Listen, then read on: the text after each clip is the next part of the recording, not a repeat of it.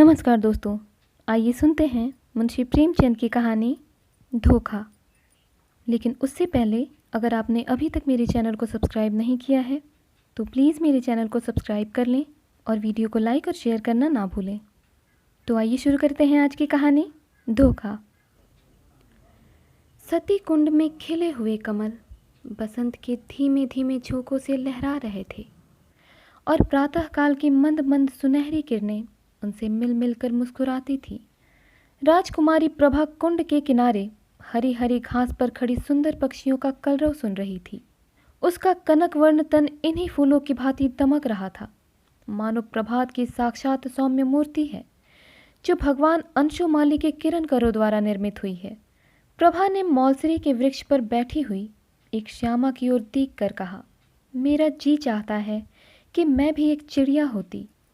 उसकी सहेली उमा ने मुस्कुरा कर पूछा, क्यों?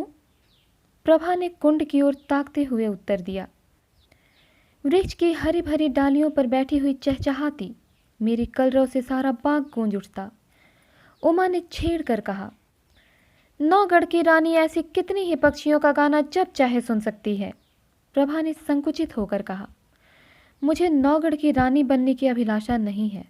मेरे लिए किसी नदी का सुनसान किनारा चाहिए, एक वीणा, और ऐसे ही सुंदर सुहावने पक्षियों के संगीत की मधुर ध्वनि में मेरे लिए सारे संसार का ऐश्वर्य भरा हुआ है।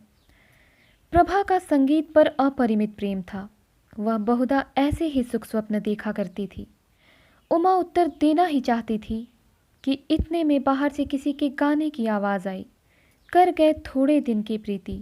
प्रभा ने एकाग्र मन होकर सुना और अधीर होकर कहा, बहन, इस वाणी में जादू है, मुझसे अब बिना सुने नहीं रहा जाता, इसे भीतर बुला लाओ। उस पर भी गीत का जादू असर कर रहा था। वह बोली, निसंदेह ऐसा राग मैंने आज तक नहीं सुना, खिड़की खोलकर बुलाती हूँ। थोड़ी देर में रागिया भीतर आया। सुंदर सजीले बदन का नौजवान था। नंगे पैर, नंगे सिर, कंधे पर एक मृग चर्म, शरीर पर एक गेरुआ वस्त्र, हाथों में एक सितार, मुखारविंद से तेज छिटक रहा था। उसने दबी हुई दृष्टि से दोनों कोमलांगी रमणियों को देखा और सिर झुकाकर बैठ गया। प्रभा ने झिझकती हुई आंखों से देखा और दृष्टि नीचे कर ली। उमा ने कहा, योगी जी, हमारे बड़े भाग्य थे कि आपके दर्शन हुए। हमको भी कोई पद सुनाकर कृतार्थ कीजिए। योगी ने सिर झुकाकर उत्तर दिया, हम योगी लोग नारायण का भजन करते हैं। ऐसे ऐसे दरबारों में हम भला क्या गा सकते हैं, पर आपकी इच्छा है तो सुनिए। कर गए थोड़े दिन की प्रीति, कहाँ वह प्रीति, कहाँ यह बिछरन, कहाँ मधुबन की रीति। कर गए थोड़े दिन की प्रीति।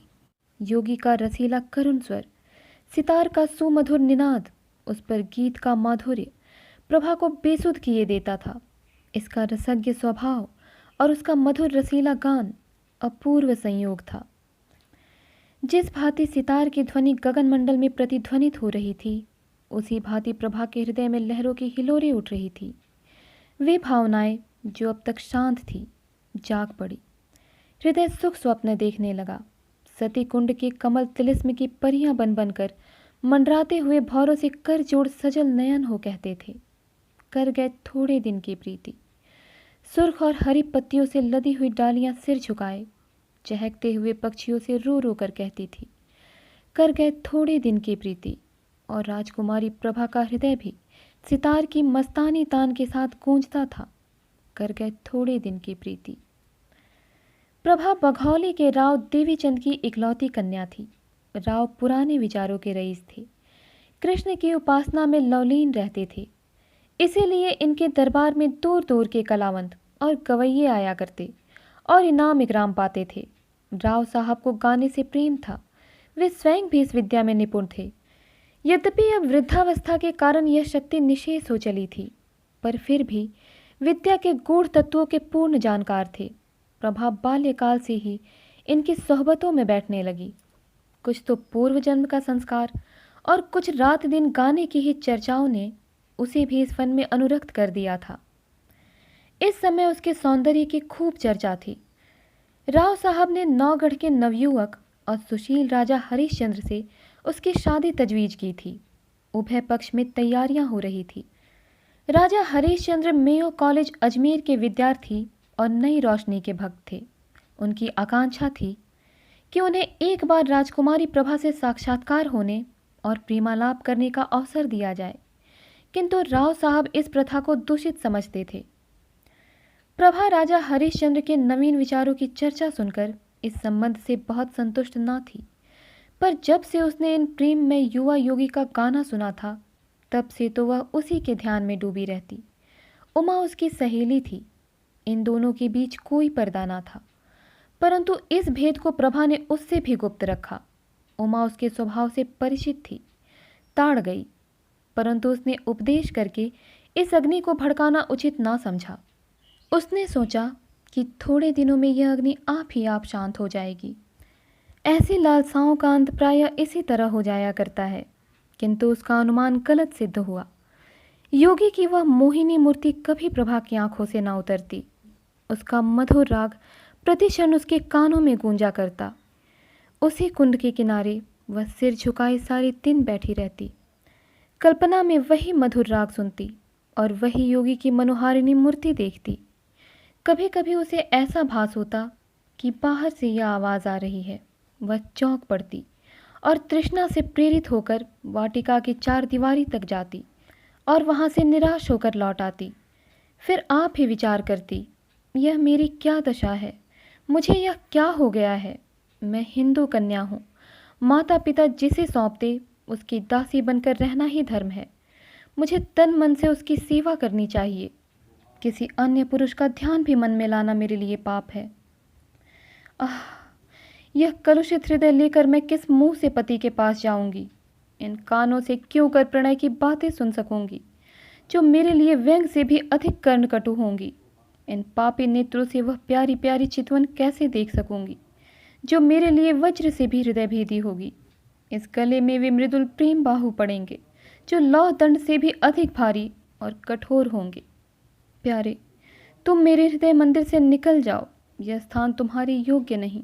मेरा वश होता तो तुम्हें हृदय की सीज पर सुलाती, परंतु मैं धर्म की रस्सियों में बंधी हूँ। इस तरह 1 महीना बीत गया। ब्याह के दिन निकट आते जाते थे और प्रभा का कमल सा मुख कुम्हलाया जाता था। कभी कभी विरह वेदना एवं विचार विप्लव से व्याकुल होकर उसका चित्त चाहता कि सती कुंड की गोद में शांति लूं, किंतु राव साहब इस शोक में जान ही दे देंगे, यह विचार करके वह रुक जाती। सोचती, मैं उनके जीवन सर्वस्व हूँ। मुझ अभागिनी को उन्होंने किस लाड प्यार से पाला है। मैं ही उनके जीवन का आधार और अंतकाल की आशा हूँ। नहीं, यूँ प्राण देकर उनकी आशाओं की हत्या ना करूँगी। मेरे हृदय पर चाहे जो बीते, उन्हें ना कुढ़ाऊँगी। प्रभा का एक योगी गवैये के पीछे उन्मत्त हो जाना कुछ शोभा नहीं देता। योगी का गान तानसेन के गानों से भी अधिक मनोहर क्यों ना हो, पर एक राजकुमारी का उसके हाथों बिक जाना हृदय की दुर्बलता प्रकट करता है। राव साहब के दरबार में विद्या की, शौर्य की और वीरता से प्राण हवन करने की चर्चा ना थी। यहाँ तो रात दिन राग रंग की धूम मची रहती थी। यहाँ इसी शास्त्र के आचार्य प्रतिष्ठा के मसनद पर विराजित थे और उन्हीं पर प्रशंसा के बहुमूल्य रत्न लुटाए जाते थे। प्रभा ने प्रारंभ ही से इसी जलवायु का सेवन किया था और उस पर इसका गाढ़ा रंग चढ़ गया था। ऐसी अवस्था में उसकी गान लिप्सा ने यदि भीषण रूप धारण कर लिया तो आश्चर्य ही क्या है। शादी बड़ी धूमधाम से हुई। राव साहब ने प्रभा को गले लगाकर विदा किया। प्रभा बहुत रोई। उमा को वह किसी तरह न छोड़ती थी। नौगढ़ एक बड़ी रियासत थी और राजा हरिश्चंद्र के सुप्रबंध से उन्नति पर थी। प्रभा की सेवा के लिए दासियों की एक पूरी फौज थी। उसके रहने के लिए वह आनंद भवन सजाया गया था जिसके बनाने में शिल्प विशारदों ने अपूर्व कौशल का परिचय दिया था। श्रृंगार चतुराओं ने दुल्हन को खूब संवारा। रसीले राजा साहब अधरामृत के लिए विहल हो रहे थे। अंतःपुर में गए। प्रभा ने हाथ जोड़कर सिर झुकाकर उनका अभिवादन किया। उसकी आंखों से आंसू की नदी बह रही थी। पति ने प्रेम के मद में मत्त होकर घूंघट हटा दिया।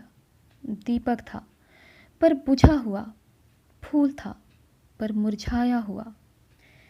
दूसरे दिन से राजा साहब की यह दशा हुई कि भौरे की तरह प्रति क्षण इस फूल पर मंडराया करते। न राजपाट की चिंता थी, न सैर और शिकार की परवाह। प्रभा की वाणी रसीला राग थी, उसकी चितवन सुख का सागर और उसका मुखचंद्र आमोद का सुहावना कुंज। बस प्रेम मद में राजा साहब बिल्कुल मतवाले हो गए थे। उन्हें क्या मालूम था कि दूध में मक्खी है। यह असंभव था कि राजा साहब के हृदयहारी और सरस व्यवहार का, जिसमें सच्चा अनुराग भरा हुआ था, प्रभा पर कोई प्रभाव न पड़ता। प्रेम का प्रकाश अंधेरे हृदय को भी चमका देता है। प्रभा मन में बहुत लज्जित होती। वह अपने को इस निर्मल और विशुद्ध प्रेम के योग्य न पाती थी। इस पवित्र प्रेम के बदले में उसे अपने कृत्रिम रंगे हुए भाव प्रकट करते हुए मानसिक कष्ट होता था। जब तक राजा साहब उसके साथ रहते, वह उनके गले लता की भांति लिपटी हुई घंटों प्रेम की बातें किया करती। वह उनके साथ सुमन वाटिका में चुहल करती, उनके लिए फूलों का हार गूंथती और उनके गले में हाथ डालकर कहती, प्यारे देखना, ये फूल मुरझा न जाए, इन्हें सदा ताज़ा रखना। वह चांदनी रात में उसके साथ नाव पर बैठकर झील की सैर करती और उन्हें प्रेम का राग सुनाती। यदि उन्हें बाहर से आने में ज़रा भी देर हो जाती तो वह मीठा मीठा उलाहना देती, उन्हें निर्दय तथा निष्ठुर कहती। उनके सामने वह स्वयं हंसती, उनकी आंखें हंसती और आंखों का काजल हंसता था। किंतु वह, जब वह अकेली होती, उसका चंचल चित्त उड़कर उसी कुंड के तट पर जा पहुंचता। कुंड का वह नीला नीला पानी, उस पर तैरते हुए कमल और मौलसरी के वृक्ष पत्तियों का सुंदर दृश्य आंखों के सामने आ जाता। उमा मुस्कुराती और नज़ाकत से लचकती हुई आ पहुंचती। तब रसीले योगी की मोहिनी छवि आंखों में आ बैठती और सितार के सुलसित सुर गूंजने लगते। कर गए थोड़े दिन की प्रीति। तब वह एक दीर्घ निश्वास लेकर उठ बैठती और बाहर निकलकर पिंजरे में चहकते हुए पक्षियों के कलरव में शांति प्राप्त करती। इस भांति यह स्वप्न तिरोहित हो जाता। इसी तरह कई महीने बीत गए।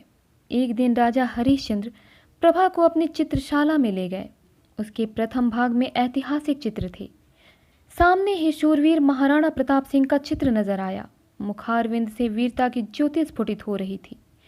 तनिक और आगे बढ़कर दाहिनी ओर स्वामी भक्त जगमल वीरवर सांगा और दिलेर दुर्गादास विराजमान थे। बाईं ओर उदार भीम सिंह बैठे हुए थे। राणा प्रताप के सम्मुख महाराष्ट्र केसरी वीर शिवाजी का चित्र था। दूसरे भाग में कर्मयोगी कृष्ण और मर्यादा पुरुषोत्तम राम विराजते थे। चतुर चित्रकारों ने चित्र निर्माण में अपूर्व कौशल दिखलाया था।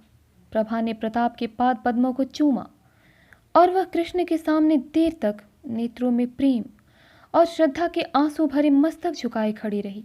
उसके हृदय पर इस समय कलुषित प्रेम का भय खटक रहा था। उसे मालूम होता था कि यह उन महापुरुषों के चित्र नहीं, उनकी पवित्र आत्माएं हैं। उन्हीं के चरित्र से भारतवर्ष का इतिहास गौरवान्वित है। वे भारत के बहुमूल्य जातीय रत्न, उच्च कोटि के जातीय स्मारक और गगनभेदी जातीय तुमुल ध्वनि हैं। ऐसे उच्च आत्माओं के सामने खड़े होते उसे संकोच होता था। आगे बढ़ी। दूसरा भाग सामने आया। यहाँ ज्ञान में बुद्धि योग साधना में बैठे हुए देख पड़े। उनकी दाहिनी ओर शास्त्राज्ञ शंकर थे और दार्शनिक दयानंद। एक ओर शांति पथगामी कबीर और भक्त रामदास यथा योग्य खड़े थे। एक दीवार पर गुरु गोविंद अपने देश और जाति पर बलि चढ़ने वाले दोनों बच्चों के साथ विराजमान थे। दूसरी दीवार पर वेदांत की ज्योति फैलाने वाले स्वामी रामतीर्थ और विवेकानंद विराजमान थे। चित्रकारों की योग्यता एक एक अवयव से टपकती थी। प्रभा ने इनके चरणों पर मस्तक टेका। वह उनके सामने सिर न उठा सकी। उसे अनुभव होता था कि उनकी दिव्य आंखें उसके दूषित हृदय में चुभी जाती है। इसके बाद तीसरा भाग आया। यह प्रतिभाशाली कवियों की सभा थी। सर्वोच्च स्थान पर आदि कवि वाल्मीकि और महर्षि वेद व्यास सुशोभित थे। दाहिनी ओर श्रृंगार रस के अद्वितीय कवि कालिदास थे। बाईं तरफ गंभीर भावों से पूर्ण भवभूति। निकट ही भर्तृहरि अपने संतोष आश्रम में बैठे हुए थे। दक्षिण की दीवार पर राष्ट्रभाषा हिंदी के कवियों का सम्मेलन था। सहृदय कवि सूर, तेजस्वी तुलसी, सुकवि केशव और रसिक बिहारी यथाक्रम विराजमान थे। सूरदास से प्रभा का अगाध प्रेम था। वह समीप जाकर उनके चरणों पर मस्तक रखना ही चाहती थी कि अकस्मात उन्हीं चरणों के सम्मुख सर झुकाए उसे एक छोटा सा चित्र दिख पड़ा। प्रभा उसे देखकर चौंक पड़ी। यह वही चित्र था जो उसके हृदय पट पर खींचा हुआ था। वह खुलकर उसकी तरफ ताक ना सकी, दबी हुई आंखों से देखने लगी। राजा हरिश्चंद्र ने मुस्कुरा कर पूछा, इस व्यक्ति को तुमने कहीं देखा है? इस प्रश्न से प्रभा का हृदय कांप उठा। जिस तरह मृग शावक व्याध के सामने व्याकुल होकर इधर उधर देखता है, उसी तरह प्रभा अपनी बड़ी बड़ी आंखों से दीवार की ओर ताकने लगी। सोचने लगी, क्या उत्तर दूं? इसको कहीं देखा है? उन्होंने यह प्रश्न मुझसे क्यों किया? कहीं ताड़ तो नहीं गए? हे नारायण, मेरी पत तुम्हारे हाथ है। क्यों कर इनकार करूं? मुंह पीला हो गया। सिर झुकाकर क्षीण स्वर से बोली, हाँ, ध्यान आता है कहीं देखा है। हरिश्चंद्र ने कहा, कहाँ देखा है? प्रभा के सिर में चक्कर सा आने लगा। बोली, शायद एक बार यह गाता हुआ मेरी वाटिका के सामने जा रहा था। उमा ने बुलाकर इसका गाना सुना था। हरिश्चंद्र ने पूछा, कैसा गाना था? प्रभा के होश उड़े हुए थे। सोचती थी, राजा के इन सवालों में ज़रूर कोई बात है। देखूं लाज रहती है या नहीं। बोली, उसका गाना ऐसा बुरा ना था। हरिश्चंद्र ने मुस्कुरा कर कहा, क्या गाता था? प्रभा ने सोचा, इस प्रश्न का उत्तर दे दूं तो बाकी क्या रहता है। उसे विश्वास हो गया कि आज कुशल नहीं है। वह छत की ओर निरखती हुई बोली, सूरदास का कोई पद था। हरिश्चंद्र ने कहा, यह तो नहीं, कर गए थोड़े दिन की प्रीति। प्रभा की आंखों के सामने अंधेरा छा गया। सिर घूमने लगा। वह खड़ी ना रह सकी, बैठ गई और हताश होकर बोली, हाँ, यही पद था। फिर उसने कलेजा मजबूत करके पूछा, आपको कैसे मालूम हुआ? हरिश्चंद्र बोले, वह योगी मेरे यहाँ अक्सर आया जाया करता है। मुझे भी उसका गाना पसंद है। उसी ने मुझे यह हाल बताया था। किंतु वह तो कहता था कि राजकुमारी ने मेरे गानों को बहुत पसंद किया और पुनः आने के लिए आदेश किया। प्रभा को अब सच्चा क्रोध दिखाने का अवसर मिल गया। वह बिगड़ कर बोली, यह बिल्कुल झूठ है, मैंने उससे कुछ नहीं कहा। हरिश्चंद्र बोले, यह तो मैं पहले ही समझ गया था कि यह उन महाशय की चालाकी है। डिंग मारना गवैयों की आदत है, परंतु इसमें तो तुम्हें इनकार नहीं कि उसका गाना बुरा ना था। प्रभा बोली, ना, अच्छी चीज़ को बुरा कौन कहेगा? हरिश्चंद्र ने पूछा, फिर सुनना चाहो तो उसे बुलवाऊं? सिर के बल दौड़ा आएगा। क्या उनके दर्शन फिर होंगे? इस आशा से प्रभा का मुखमंडल विकसित हो गया। परंतु इन कई महीनों की लगातार कोशिश से जिस बात को भुलाने में वह किंचित सफल हो चुकी थी, उसके फिर नवीन हो जाने का भय हुआ। बोली, इस समय गाना सुनने को मेरा जी नहीं चाहता। राजा ने कहा, यह मैं ना मानूंगा कि तुम और गाना नहीं सुनना चाहती। मैं उसे अभी बुलाए लाता हूँ। यह कहकर राजा हरिश्चंद्र तीर की तरह कमरे से बाहर निकल गए। प्रभा उन्हें रोक ना सकी। वह बड़ी चिंता में डूबी खड़ी थी। हृदय में खुशी और रंज की लहरें बारी बारी से उठती थी। मुश्किल से 10 मिनट बीते होंगे कि उसे सितार के मस्ताने सुर के साथ योगी की रसीली तान सुनाई दी। कर गए थोड़े दिन की प्रीति। वही हृदयग्राही राग था, वही हृदय भेदी प्रभाव, वही मनोहरता और वही सब कुछ जो मन को मोह लेता है। एक क्षण में योगी की मोहिनी मूर्ति दिखाई दी। वही मस्तानापन, वही मतवाले नेत्र, वही नैनाभिराम देवताओं का सा स्वरूप। मुखमंडल पर मंद मंद मुस्कान थी। प्रभा ने उसकी तरफ सहमी हुई आंखों से देखा। एकाएक उसका हृदय उछल पड़ा। उसकी आंखों के आगे से एक पर्दा हट गया। प्रेम विहल हो आंखों में आंसू भरे वह अपने पति के चरणार विंदों पर गिर पड़ी और गदगद कंठ से बोली, प्यारे, प्रियतम। राजा हरिश्चंद्र को आज सच्ची विजय प्राप्त हुई। उन्होंने प्रभा को उठाकर छाती से लगा लिया। दोनों आज एक प्राण हो गए। राजा हरिश्चंद्र ने कहा, जानती हो मैंने यह स्वांग क्यों रचा था? गाने का मुझे सदा से व्यसन है और सुना है तुम्हें भी इसका शौक है। तुम्हें अपना हृदय भेंट करने से प्रथम एक बार तुम्हारा दर्शन करना आवश्यक प्रतीत हुआ और उसके लिए सबसे सुगम उपाय यही सूझ पड़ा। प्रभा ने अनुराग से देखकर कहा, योगी बनकर तुमने जो कुछ पा लिया वह राजा रहकर कदापि ना पा सकते। अब तुम मेरे पति हो और प्रियतम भी हो, पर तुमने मुझे बड़ा धोखा दिया और मेरी आत्मा को कलंकित किया। इसका उत्तरदाता कौन होगा? तो दोस्तों, उम्मीद करती हूँ कहानी आपको पसंद आई होगी। इसी प्रकार की और कहानियों के लिए हमारे साथ जुड़े रहें। मिलती हूँ अगली कहानी के साथ, तब तक के लिए धन्यवाद।